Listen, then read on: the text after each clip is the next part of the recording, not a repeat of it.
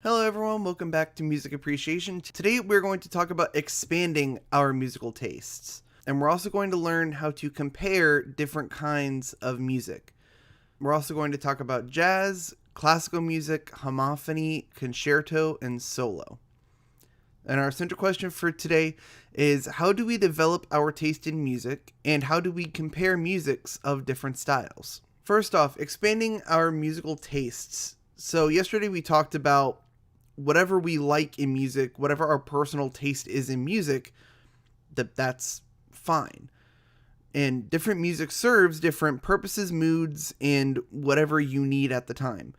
But you might be less tolerant of a new kind of music. It's very similar to when you meet a stranger.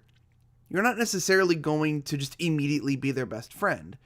You might be uncomfortable at first, it's strange, it's unfamiliar, and you have to spend more time with that person and be more comfortable with that person before you can really become friends with them or really decide that you want nothing to do with them. An example of that could be for me, for a long time, for years, I never changed the radio station in my car.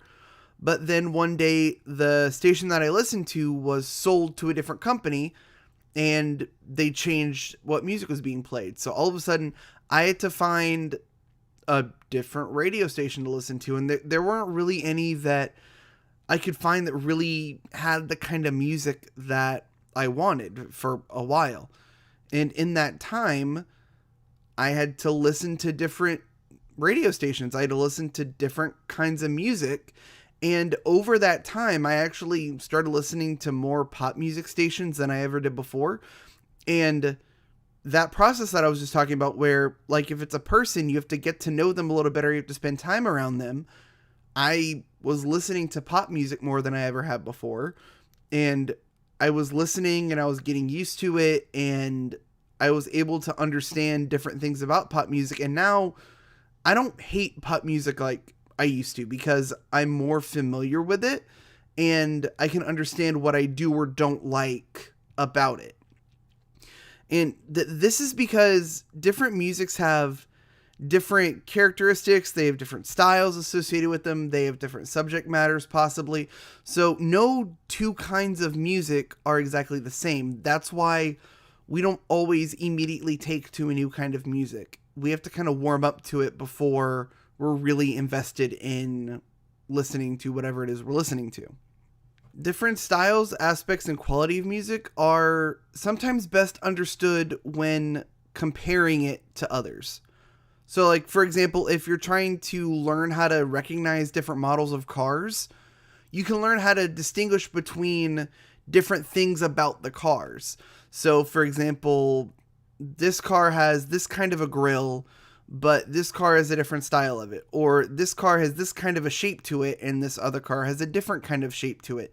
So you learn how to recognize them by comparing them. And music can be the exact same way, where you can learn more about two different styles of music by comparing them and developing a vocabulary by which to talk about different kinds of music. This is why we've been listening to a bunch of different kinds of music, and why I've been having you describe different things about music, so that we can build this vocabulary. And when we are talking about different kinds of music, you have a way to describe what we're talking about and then compare these different kinds of music using those terms and those words that we've used in the past. Now, not every kind of music is completely different from any other. So there are different songs that share different aspects, such as chord progressions or music samples. I'm going to link these two videos, so if you can, I want you to go ahead and go watch those, and then we'll talk about it. So in these two videos, what was talked about was, in the first video with the ice cream changes, he never stopped playing the same cycle of chords on that guitar. He just kept playing the same cycle of chords over and over again, but was able to sing songs from Duke of Earl in the very early 1900s to Slipknot in the 90s to the very last song he did where he was talking about Edward Cullen. That's one of his own songs that he wrote in the mid 2000s.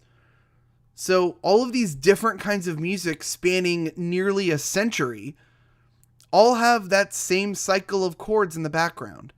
So sometimes completely different songs can still share aspects of each other. And in that second video where he was talking about music samples, you have different styles of music that borrow and build off of completely other styles of music. So my favorite example is the Gold Digger thing, where there was a gospel song in the 20s that was covered by Ray Charles into a jazz tune in the 40s, and then Kanye West took a sample out of that to make Gold Digger.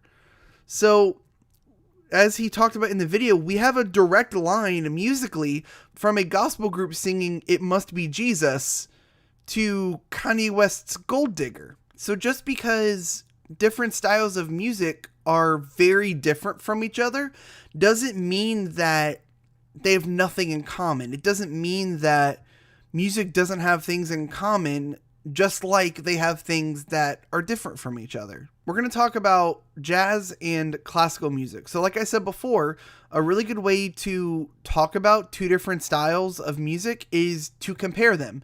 Because if we say something about jazz, we can then compare it to classical music to see how something is the same or if it's different. So jazz, our first thing we're going to talk about, is a famous style of music developed in America during the late 18 to early 1900s. It is a music typically of exuberant spirit and is often improvised or made up on the spot. Exuberant spirit just means really happy or joyful. The reason a lot of music teachers will talk about jazz a lot is because jazz is the American music genre. So different styles of music have roots all over the world, but the one that started in America is jazz. Jazz was the American creation to the larger music scene. So, for example, classical music comes from Europe. Classic rock, a lot of it comes from England and surrounding areas like that. A lot of other kinds of music come from all other places around the world. I'm not saying that, nothing was ever created inside of America. That's not what I'm trying to say. But as far as big worldwide musical genres, jazz is the one that is typically most associated with being the American one, that we're the ones that created that one. So jazz primarily came from a mix of blues music, ragtime music, and spirituals, so gospel music as well. Jazz is a product of New Orleans, Louisiana. That's where it all started. There are different places that became prominent centers for jazz. Like a lot of jazz was developed in Chicago. A lot of jazz was developed in New York City, but it started all in New Orleans, Louisiana. And jazz was actually initially used as dancing music in clubs. Jazz was used for people to dance to. When people go out clubbing today and there's music playing, back in the 19-teens and 1920s, it was jazz music. That was what people went to the club to dance to.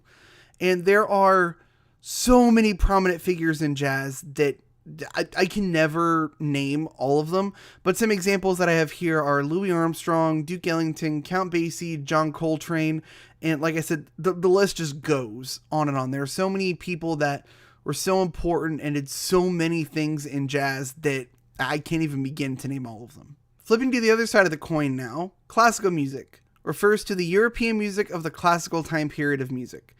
Typically, that's going to be 1725 to 1810 is what most people call the classical period.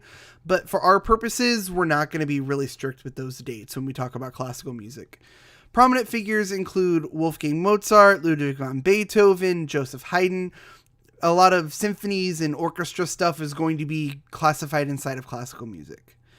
The classical time period was a time when musicians and other artists wanted to look back to the simple, stately, uncluttered classical architecture of ancient Greece.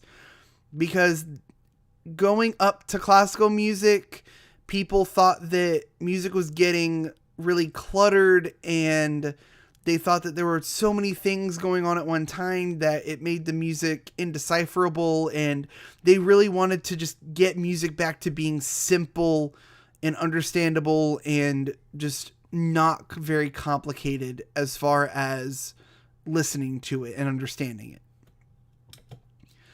So melodies in classical music are usually very clear with a simple accompaniment, which is homophony. Homophony is a single melody with a chordal accompaniment. And what I mean with that is a single melody, meaning that if there is a melody going on, there's only one melody. So if, for example, there's a singer singing, or if there's multiple people singing the same melody, they're all singing the same one melody. There's not 16 different melodies all going on at the same time. Whatever is singing or performing the melody, they're all doing the same melody. That's what I mean by a single melody. And with chordal accompaniment, basically, when we were talking about melody and harmony, that's what I mean with that, where there's one melody going on, and then the harmony just supports that. There aren't 16 different melodies going on, and then there's other stuff that supports that, and that's a different thing we'll talk about later. But homophony, there is one melody, and then there is an accompaniment to support that melody. This is what classical music was very focused on. That they wanted it, like I said, to be uncluttered and simple. So the music was considered to be very high class and the peak of elegance. Classical music was the music of fancy people and respectable people in society. Thankfully, classical music isn't that hoity-toity anymore. It's not that elitist anymore, thank goodness. But at least at the time, it was extremely elitist that classical music, if you were a respectable person, if you were a fancy person, if you were a person of stature in society, this was the kind of music that you were into. So here is a list of examples for some jazz music. I want you guys to listen to a little bit of these so that you can get an understanding of just some examples of what jazz music can sound like. The first one is Take the A Train. The second one is Every Day I Have the Blues. The third one is Solitude.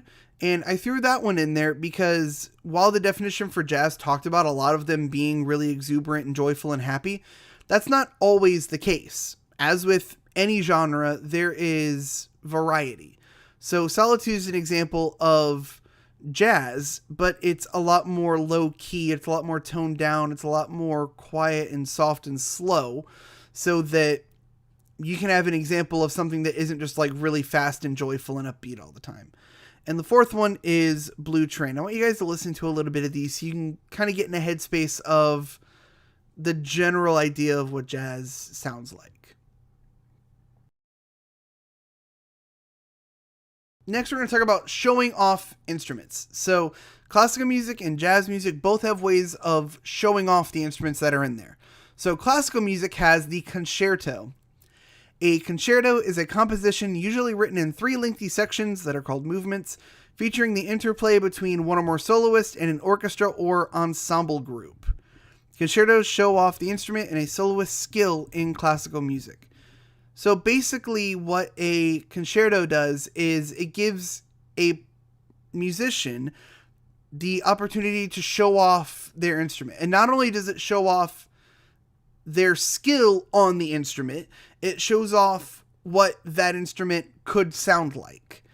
So the 2 examples we have here, Harvest is a trombone concerto. Not only does, in this example, not only does Joe Alessi get to show off how good he is at the trombone, but it also shows what the trombone can sound like, the different things that a trombone can do in a performance. Same thing with the Beethoven Piano Concerto. Not only does it show off the piano player, like he's really good at piano, not only does it show that off, but it shows that this is what a piano can do. This is what a piano can sound like. So I'm going to link these videos again so that you can go check them out. You don't have to watch the whole thing, just a few minutes of each is enough. But I want you guys to really pay attention to what I talked about in the definition, the interplay between the soloist and the orchestra. What I mean by that is that, especially in the piano concerto, it's very obvious that there is a trade-off where the group does a thing, then the soloist does a thing, then the group does a thing, and then the soloist does the thing. That's what I mean by the interplay. It trades off. Sometimes the soloist is playing all by themselves.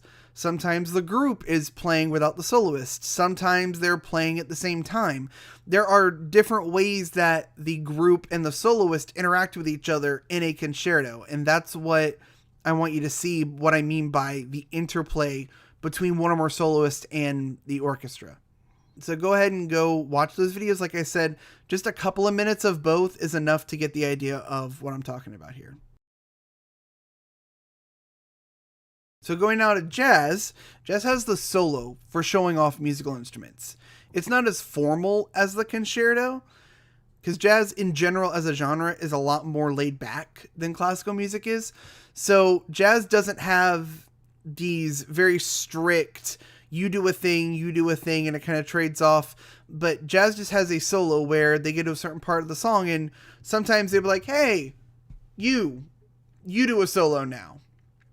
And then the person plays a solo, and then it'll be like, hey you, okay, the other person, now you play a solo, and then they'll play a solo for a little bit. It's not as structured as a concerto, but it still does the same thing where it's just the jazz version of being able to show off not only how good a person is at an instrument, but also what the instrument can sound like in that genre. So I'll also link this video so that you can go check that out as well. Again, just a couple minutes of the video, enough to understand what I'm trying to say is all you need to listen to.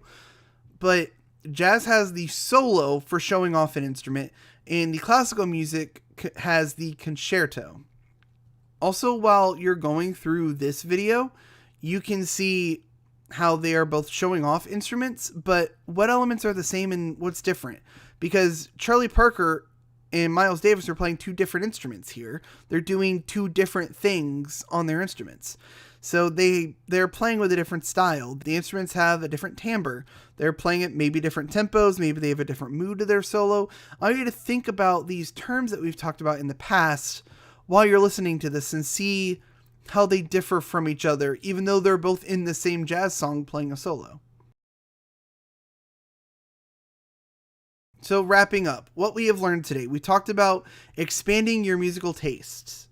We also talked about how to compare different styles of music. So we compared jazz music and classical music. We also talked about homophony, concerto, and the solo. So make sure you guys go to Schoology so that you can complete your assignments for today. Remember that not only does it affect your grade, but I also use these assignments to take attendance. So make sure that you are taking care of that. If you need anything, you can email me and I'll do whatever I can to help. Have a good day.